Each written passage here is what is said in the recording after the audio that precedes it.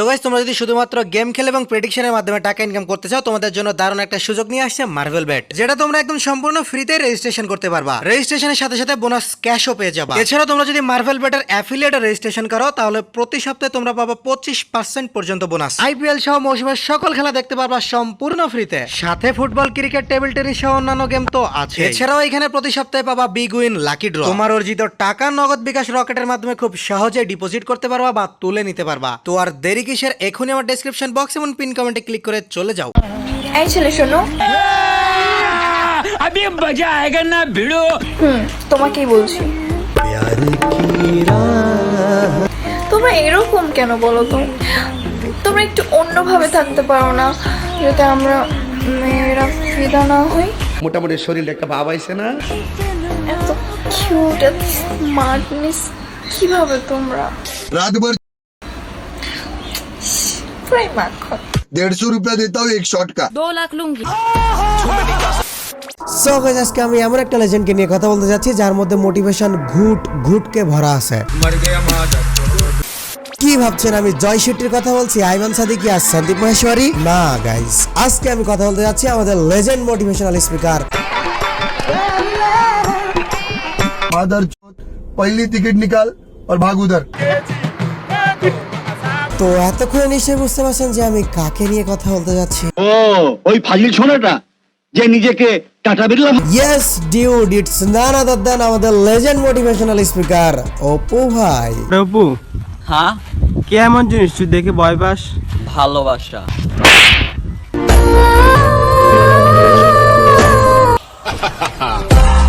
শুনলাম যে আমি নাকি মারা গেছি শুটিং এ আসার সময়। আসলে এমন কিছুই না, আমি ঠিক আছি। একবার ডিপলি চিন্তা করতো, এটা কি মানা যায়?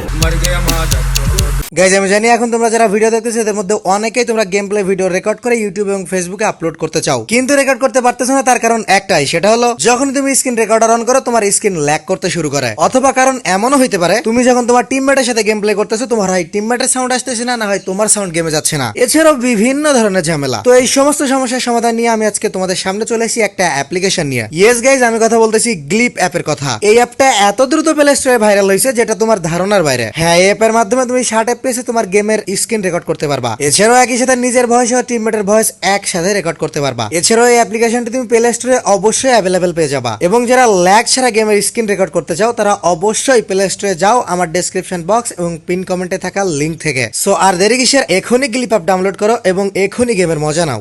তো গাইস, আমাদের লেজেন্ড মোটিভেশনাল স্পিকার আগে তার রোগা পাতলা শরীর নিয়ে একটু চিন্তিত ছিলেন এবং এই চিন্তায় তিনি টিকটক থেকে কয়েকদিন নিজেকে সরিয়ে রাখেন। দেন যখন তিনি কামব্যাক করেন,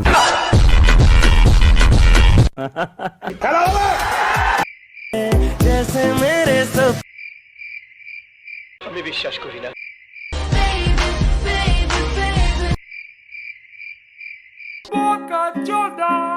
দেখেই বোঝা যায় কলিকাতা হারবাল কাজ করে গেছে।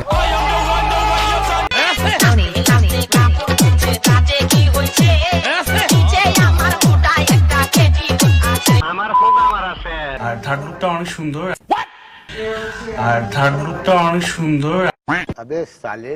কিন্তু কয়েকদিন পরে দেখলাম তার এই অবস্থা।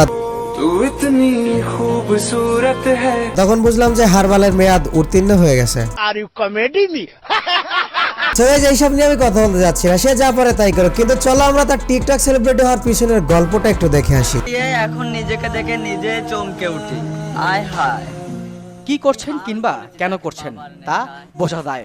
অদ্ভুত উচ্চারণ, ভারী চুল আর কিম্ভূত কিমাকার সাজসজ্জার উঠতি এই তরুণ নোয়াখালীর সোনাইমুড়ির মাদ্রাসার সাবেক ছাত্র ইয়াসিন আরাফাত অপু পড়াশোনা ছেড়ে একসময় কাজ শুরু করেন সেলুনে।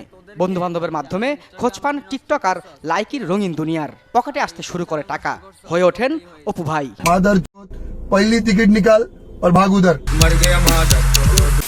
আমি তো তোমাদের আগে বলেছিলাম বস্তির টোকায় গাঁজাখোর সস্তা 2 নম্বর পোলাপাইনকে টিকটক সেলিব্রিটি না করে শুনবে না। আমাদের অপু ভাই সেলিব্রিটি হওয়ার পর গুঞ্জন ওঠে সে নাকি তার নিজের বাবাকে অস্বীকার করে। আমার এই 2 সন্তান যদি আমি মারা যাই, কোনো যেন আমার খাটের কাছেও যেন না আসতে পারে। আসলে হয় এইগুলা ওই কোয়ালিটির পোলাপাইনের সাথেই হয়। দেখ, বর্তমান অপু ভাইয়ের অবস্থা দেখে আমার তার উপর খুবই আফসোস হচ্ছে যে কলকাতা হারবালটা এত দ্রুত কাজ করা কেন বন্ধ করে দিল। অপু ভাই, আমার সাজেশন থাকবে আপনি এবার ভালো একটা কোম্পানি দেখে ইউজ করেন যেটা মেয়াদ উত্তীর্ণ হবে না। এক্সকে দেখলেই বলবেন ওই যে করোনা রোগে যাচ্ছে। বাকিটা জনগণের বুঝবে। জিএফের টাকা খায়, সে মানুষ না, সে মানুষ না, সে ফেরেশতা। তুমি সাধু মানুষ, তোমার কথার গোস্ত আর আমরা বুঝুম না। সো গাইস, ভিডিও কেমন লাগছে এক্ষুনি কমেন্ট করে জানাও। এই ভিডিওটা কিন্তু আমি শুধুমাত্র তোমাদের রিকোয়েস্টে বানাইছি, নয়তো কিন্তু আমার প্ল্যান ছিল নিব্বা নিব্বি পার্ট 3 বের করার, কারণ তোমরা নিব্বা নিব্বির পার্টে ব্যাপক সাপোর্ট এন্ড ভালোবাসা দিছো গাইস। তোমার নেক্সট ভিডিও আসতেছে নিব্বা নিব্বি পার্ট 3 নিয়ে। কে কে এক্সাইটেড আছো অবশ্যই কমেন্ট বক্সে জানাও। এন্ড হ্যাঁ, তোমাদের জন্য একটা বিগেস্ট গুড নিউজ আছে, সেটা হলো আমি প্রতিদিন আমার ফেসবুক পেজে লাইভ স্ট্রিমে আসি। শুধুমাত্র লাইভ স্ট্রিমে এসে বক বক আর মজা না, সেইখানে তোমাদের জন্য টুর্নামেন্টের অ্যারেঞ্জ করা হয় এবং তোমরা সেই টুর্নামেন্টে পার্টিসিপেট করে অনেক ডায়মন্ড এবং টাকা জিতে নিতে পারো। এছাড়াও তোমরা যারা আমার সাথে সরাসরি কথা বলতে চাও, এখনই চলে আসো আমার ফেসবুক পেজের লিংক আমার ডেসক্রিপশন বক্সে আছে।